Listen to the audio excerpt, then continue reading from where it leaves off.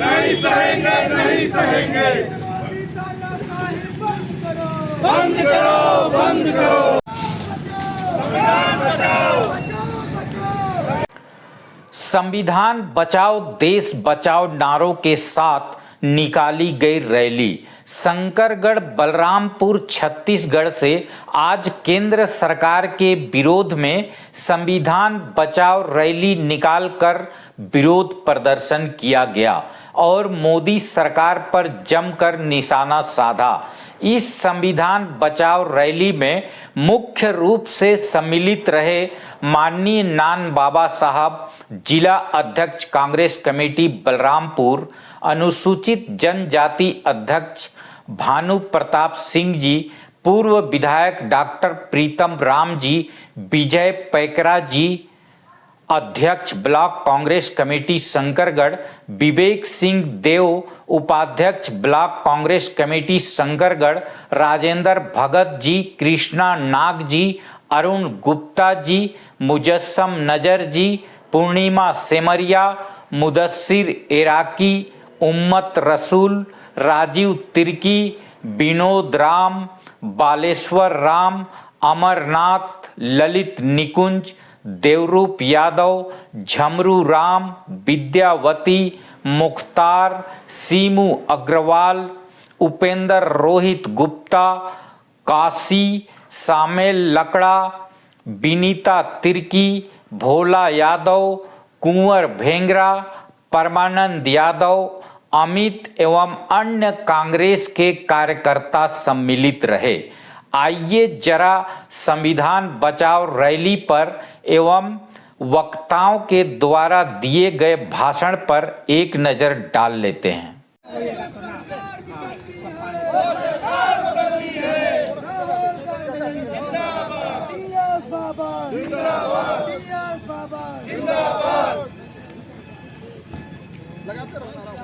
राहुल गांधी जिंदाबाद, जिंदाबाद, जिंदाबाद। राहुल गांधी जिंदाबाद, जिंदाबाद, जिंदाबाद। राहुल गांधी जिंदाबाद, जिंदाबाद, जिंदाबाद। अरे वो सरकार बदलनी है, वो सरकार निकम्मी है। अरे वो सरकार बदलनी है, वो सरकार निकम्मी है।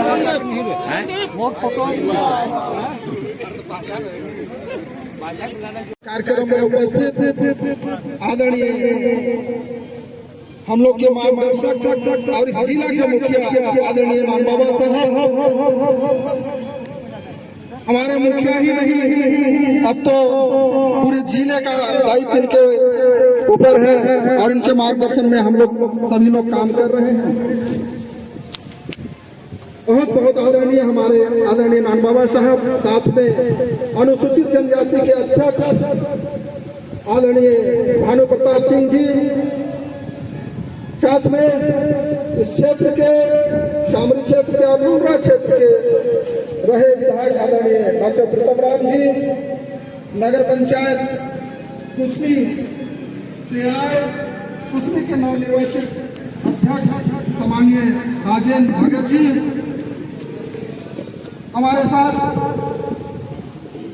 ब्लॉक कांग्रेस कमेटी के अध्यक्ष उपाध्यक्ष सम्माननीय विवेक सिंह देव जी, कुसमी से आए वरिष्ठ नेता आदरणीय अरुण गुप्ता जी, भाई मुजस्सम नजर जी, भाई शमीम अंसारी जी। अभी हमारे शंकर ब्लॉक में नया मंडल बना है और नया मंडल के डिपार्टी मंडल के अध्यक्ष सम्माननीय कृष्णा नाग जी, भाई राजीव तिर्की जी, कुसमी से आए देवधर भगत जी। हम लोग के बीच में जनपद सदस्य श्रीमती विनीता तिर्की जी, झमरू भाई और यहाँ उपस्थित सभी हमारे जवान कांग्रेस के कार्यकर्ता बंधु, साथ में मीडिया से आए प्रिंट मीडिया के साथी, इलेक्ट्रॉनिक मीडिया के हमारे साथी, अभी साथ में यहाँ हमारे बीच में चांदों से भी मेहमान हैं, उनका भी हार्दिक स्वागत। बैठिए। सुजीत भाई और उनके साथ आए हमारे साथी। सभी साथियों का मैं संकट ब्लॉक में विधानसभा स्तरीय संविधान बचाओ यात्रा के कार्यक्रम में मैं आप सभी का स्वागत अभिनंदन करता हूं। सभी को नमस्कार, प्रणाम और जोहार करता हूं। साथियों, ये संविधान यात्रा, संविधान बचाओ यात्रा किस लिए और क्यों कांग्रेस पार्टी के नेताओं को करना पड़ रहा है, यह सोचने वाली बात है, विचार करने का बात है। आज से पहले लगभग 75 साल पहले हमारा भारत देश आजाद हुआ। इस बीच में संविधान बचाओ यात्रा, संविधान के बारे में सोचने का, संविधान को हम लोग को रख रखाव करने का जरूरत क्यों नहीं पड़ा? आज ही ऐसा क्या परिस्थिति आए कि संविधान बचाओ यात्रा हम सभी लोगों को करना पड़ रहा है। साथियों, जब से भारतीय जनता पार्टी का सरकार देश में, प्रदेश में बना है, हम लोगों के लिए तो परेशानी है, लेकिन हमारे जो संवैधानिक संस्थाएं हैं उन पर गहरा चोट किया जा रहा है। ऐसा ही चोट होता रहेगा तो ये मान के चलिए कि कांग्रेस पार्टी तो खतरे में है ही है, लोग कहते हैं, लेकिन कांग्रेस पार्टी खतरे में नहीं है, ये भारत देश खतरा में है। इसलिए आप सभी को, नेताओं को, आम जनताओं को सोचना पड़ेगा। साथियों, भारतीय जनता पार्टी की सरकार बनने से पहले मोदी जी यही बोलते थे,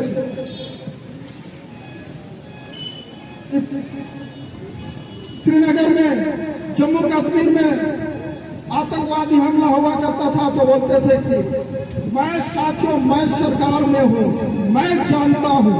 छाती ठोक के बोला करते थे कि बारूद कहां से आया, वेपन्स कहां से आया, हथियार कहां से आया। और आज बड़े बड़े घटनाएं हो रहे हैं तो आज हमें भी पूछने का अधिकार है। मोदी जी, पहलगाम हुए, उरी हुआ और कई जगह श्रीनगर में हमला हुआ। हम ये इस मंच के माध्यम से आपसे पूछना चाहते हैं कि आतंकवादियों के पास हथियार कहां से आता है, बारूद कहां से आता है? ये सोचने की बात है।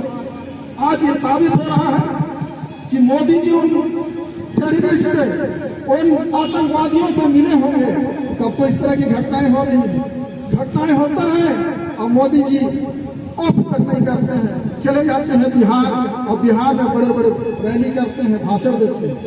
हाल ही में अभी पहलगाम में एक घटना हुआ, 27-28 लोग मारे गए, उनको कोई पूछ परख नहीं। विदेश गए थे, विदेश से वापस आए, सर्वदलीय दिल्ली में बैठक हुआ। दिल्ली के सर्वदलीय बैठक में हमारे प्रधानमंत्री शामिल नहीं। मैं इस मंच के माध्यम से पूछना चाहता हूँ, अगर आप इतना संवेदनशील होते तो कम से कम उनके परिवार जब मिलते, उनका हाल चाल पूछते। लेकिन कहीं प्यार की संवेदनशीलता कहीं दिखने को नहीं मिला। सरकार से आने से पहले लोग बोलते थे, मोदी जी बोलते थे कि हम युवाओं को 2 करोड़ रोजगार देंगे। 2 करोड़ तो क्या, 2 लाख भी नहीं मिल रहा है। कुछ रोजगार थे प्रदेश स्तर पर, भारत सरकार के पास वो रोजगार भी छीने जा रहे हैं। साथियों, चाहे वो रेलवे विभाग की हो, चाहे भारतीय डाक सेवा की हो, BSNL हो, अभी हमारे जो संवैधानिक संस्थाएं थे जो हमारे बेरोजगार युवाओं को नौकरी और रोजगार दिया कर, सभी रोजगार संस्थाओं को एक एक करके अपने उद्योगपति साथियों को देते जा रहे हैं और हमसे हमारे रोजगार को छीनते जा रहे हैं। इसलिए हम सभी को सोचना पड़ेगा कि आज जो परिस्थिति हमारे देश में, हमारे प्रदेश में बन रहा है, साथियों, बहुत विकराल रूप लेने वाला है। हमारे संवैधानिक अधिकारों को हम लोग जब बचाने के लिए आवाज उठाते हैं, हमारे प्रदेश के नेता उठाते हैं, हमारे देश के नेता उठाते हैं, तो उनके ऊपर ईडी और CBI छोड़ दिया जाता है, संविधान के साथ छेड़छाड़ किया जाता है और इस तरह से अगर दबाया कुचला जाएगा हमारे अधिकारों को, हमारे संस्थाओं को, तो आप हम सुरक्षित नहीं है। इसलिए हम सभी साथियों को जागरूक होने की जरूरत है। कांग्रेस पार्टी हमेशा मुद्दों को लेकर लड़ने वाली पार्टी रही और लड़ेगी, लेकिन आप सभी साथियों से निवेदन है, आग्रह है, जब भी इस तरह की कोई कार्यक्रम हो, भारी संख्या में हम लोग के साथ एकजुट हो, इस लड़ाई को लड़े। बोलना बहुत कुछ है, लेकिन मौसम खराब है, बोलने वाले बहुत साथी हैं। मैं इतना ही बोल के अपने शब्दों को समाप्त करता हूँ और आगे की कड़ी में मैं मंच संचालन के लिए भाई शमीम जी को मैं अपना माइक देता हूँ। जय हिंद, जय भारत, जय छत्तीसगढ़, जय संविधान। सबसे पहले तो आप सभी कर रहे हैं, मैं आपसे निवेदन करता हूं, करना चाहता हूं कि आप हमारी बात जरूर सुने। देखिए,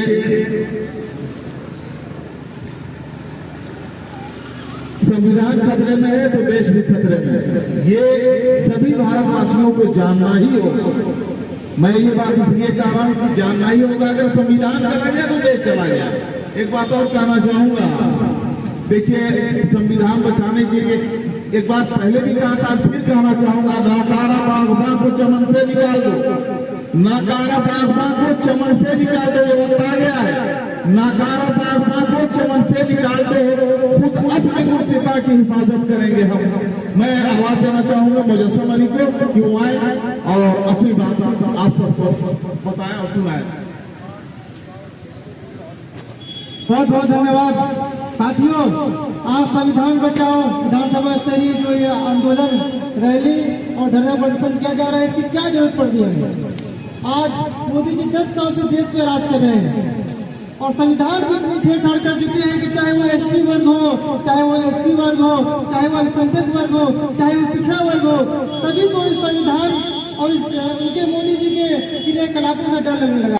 कार्यकर्तागण और मेरी आवाज यहाँ तक जा रही है, सभी ग्रामीण अंचल से आए हुए सभी माताएं बहनें, आप सबका इस कार्यक्रम में हार्दिक स्वागत है, अभिनंदन है। आदरणीय साथियों, आज का कार्यक्रम संविधान बचाओ रैली प्रदेश के शीर्ष नेतृत्व के आह्वान पे रखा गया है।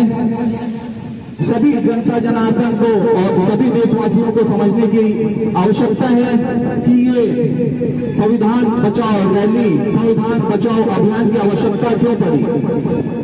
आदरणीय साथियों, जो हमारी केंद्र की सरकार है, 11 साल से केंद्र में है भारतीय जनता पार्टी की सरकार, वो सिर्फ हिटलर शाही की सरकार चला रही है और संविधान को धीरे धीरे नीतिगत तरीके से कुचलने का काम कर रही है, उसे खोखला करने का काम कर रही है और जो लोकतांत्रिक संस्थाएं हैं उसको भी कमजोर करने का काम कर रही है। आदरणीय साथियों, हम देखेंगे जो निर्वाचन आयोग था वो बहुत ही ईमानदारी और सही तरीके से चलता था, लेकिन पिछले 11 सालों में हमको ये देखने को मिलेगा कि कहीं ना कहीं निर्वाचन आयोग भी अपना सही तरीके से काम नहीं कर रहा है। महाराष्ट्र का जो चुनाव हुआ था उसमें जो मतदाता थे उससे भी ज्यादा संख्या में लोगों ने मतदान किया था। तो ये देखते हुए कहीं ना कहीं निर्वाचन आयोग भी कटघरे में खड़ा है, केंद्र सरकार से वो मिला हुआ है। आदरणीय साथियों, आज ये स्थिति है कि अगर आप किसी भी विषय में अगर सरकार से अगर पूछते हैं, उसे सवाल करते हैं, तो आपके यहाँ पुलिस प्रशासन पहुंच जाएगी, आपके ऊपर कार्रवाई करेगी। अगर कोई नेतागण अगर भारतीय जनता पार्टी से केंद्र सरकार से सवाल करते हैं तो इसे यहाँ ईडी की जांच, सीबीआई की जांच, इनकम टैक्स की जांच होने लगेगी। आदरणीय साथियों, जब भारतीय जनता पार्टी को यहाँ काम करते हुए 11 साल हो चुके हैं, जो सबसे पहला काम केंद्र सरकार ने सबसे पहले बिल लाया था, किसानों का अधिग्रहण बिल लाया था, जिसको कांग्रेस पार्टी ने उसको मुस्तैदी से लगा और उस बिल को पास नहीं होने दिया था। दूसरा, जो केंद्र की सरकार ने कानून लाने का प्रयास किया था वो किसानों के लिए 3 काले कानून थे, जिसका पूरे देश में पुरजोर विरोध हुआ था। उन कानून को लाने का प्रयास किया था, जिसके लिए भी कांग्रेस पार्टी ने पूरी ताकत से उसका विरोध किया था और किसान के साथ खड़े थे। नतीजा ये हुआ कि वो 3 कानून को भी कांग्रेस ने पास नहीं होने दिया।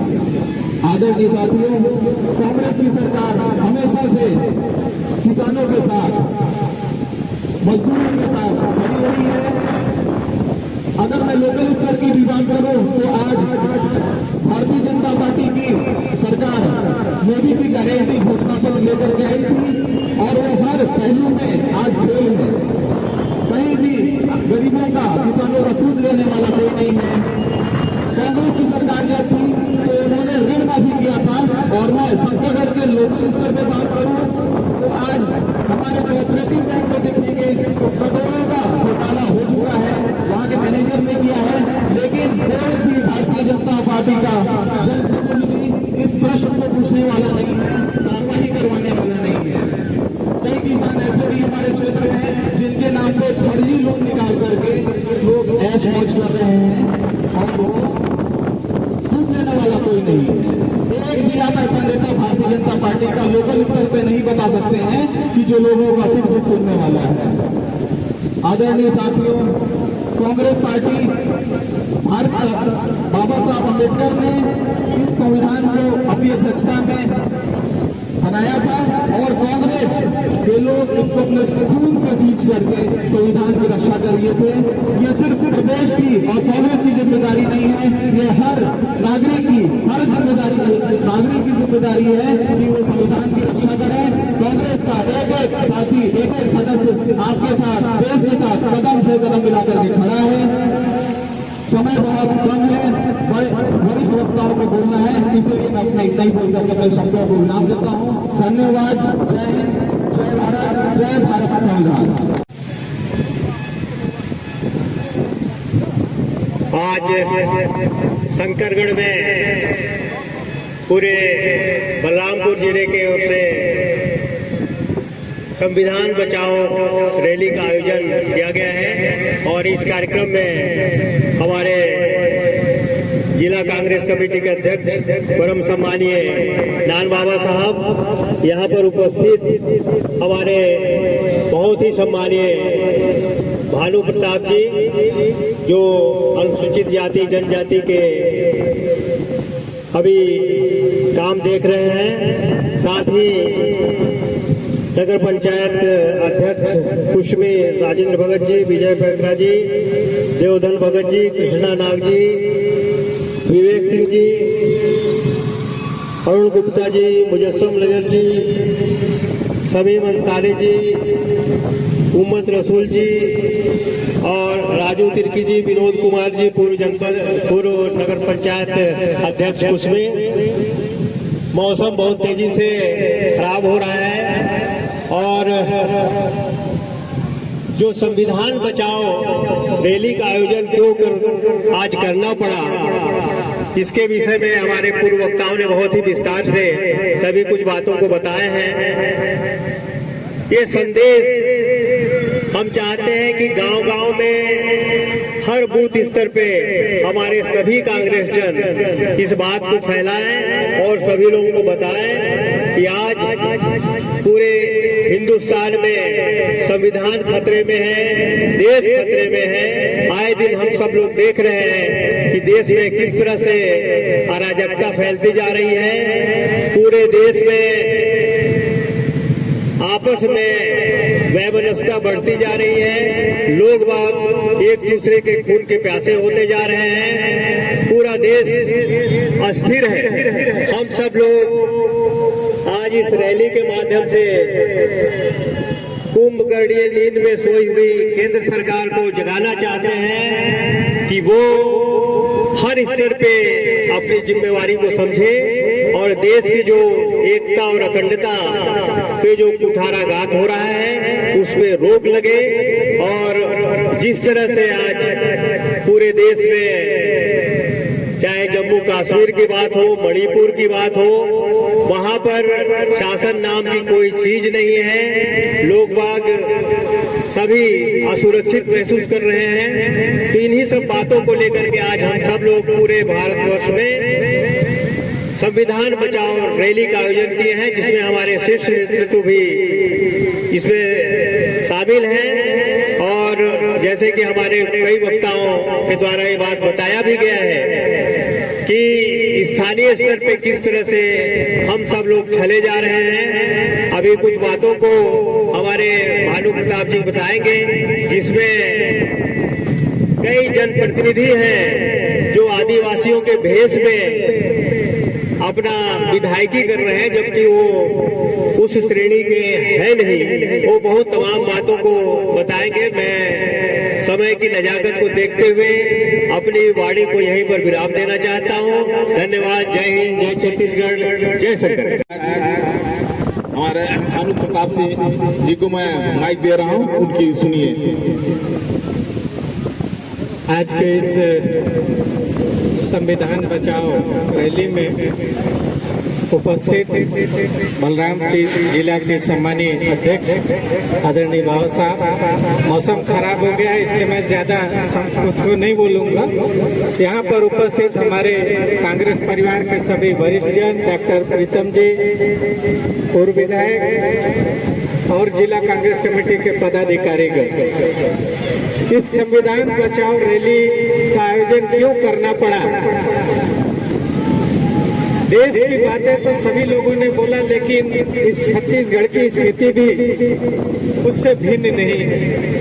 हम आदिवासी वर्ग के लोग या यहाँ पर सामान्य वर्ग के लोग या अल्पसंख्यक वर्ग के लोग एक साथ में नहीं पाएंगे इन लोगों की नीति की वजह से। जिस तरीके से इन्होंने संविधान के साथ छेड़छाड़ किया है, जिस तरीके से आम लोगों को एक साथ नहीं बैठने देने का जो साजिश जो रच रहे हैं, ये विचार करने का विषय है। क्योंकि इस संविधान का निर्माण इस देश को सुचारू रूप से चलाने के लिए, लोगों की सुविधा को ध्यान में रखने के लिए, लोगों को किसी प्रकार की परेशानी न उठाना पड़े, इसलिए इसका निर्माण किया गया था। लेकिन वर्तमान में जो सरकार है, चाहे वो केंद्र में बैठी हुई सरकार हो, चाहे राज्य में बैठी हुई सरकार हो, दोनों की नियत में खोट हो। हमारे इस प्रदेश में मेरे पास तो जिम्मेदारी थी अनुसूचित जाति जनजाति का, जिसकी चर्चा डॉक्टर साहब ने बोला। आपके ही जिले के कुछ जनप्रतिनिधि हैं, बड़े पदों पे बैठे हुए, फर्जी जाति प्रमाण पत्र का बनवाना, निर्वाचित होना, विधायक से लेकर के पंचायत स्तर तक के कई पदों पर काबिज हैं। क्या इस सरकार को इस बात का भान तनिक भी नहीं है कि इस पर रोक लगाई जाए, लोगों के हितों पर कुठाराघात नहीं हो? इन चीजों के लिए उस पर बातचीत होनी चाहिए। आपके इसी राजपुर में एक अति संरक्षित जनजाति के कोरवा परिवार के व्यक्ति की मृत्यु हो जाती है और यहाँ के निर्वाचित जनप्रतिनिधि उसके घर तक पूछने तक नहीं जाते। क्यों ऐसा हो रहा है? क्या वो इस देश के नागरिक नहीं है? मैं बहुत ज्यादा नहीं कहते हुए, और किसी दिन बातचीत होगी जब मौसम ठीक रहेगा, लेकिन ये विचार करने का विषय है। आप लोग इस पर विचार करें। हम लोगों की बातों को आप लोगों ने सुना। आप सभी को धन्यवाद। जय हिंद, जय। आज संविधान बचाओ दिवस के अवसर पर आप यहाँ पर आए, इसके लिए बहुत बहुत धन्यवाद। प्रकृति नहीं चाहत है कि हम अपन कार्यक्रम सही कर पाई, एक खातिर मैं क्षमा चाहत हूँ। अगले बार जब भी कोई कार्यक्रम हुई तो मैं फिर से हमर राजमन कर बीच में आओ। धन्यवाद। जय हिंद। भारत माता की, भारत माता की। आज हमारे साथ बलरामपुर ज़िले के कांग्रेस के जिला अध्यक्ष माननीय नान बाबा साहब हैं। बाबा साहब, मैं आपसे ये जानना चाहता हूँ कि आज ऐसा क्या हुआ कि संविधान बचाओ रैली का आयोजन करना पड़ा आपको? देखिए, वर्तमान परिस्थिति में मोदी सरकार जो है देश के संविधान को बदलने के इरादे से कार्य कर रहे हैं। इससे हम लोग पूरे देशवासियों को काफ़ी असंतोष है और बाबा साहब भीमराव अंबेडकर ने जो संविधान बनाया है उस संविधान को मोदी जी बदल करके आरएसएस का संविधान इस देश में लाना चाहते हैं, जिसका कांग्रेस पार्टी भरपूर विरोध कर रही है।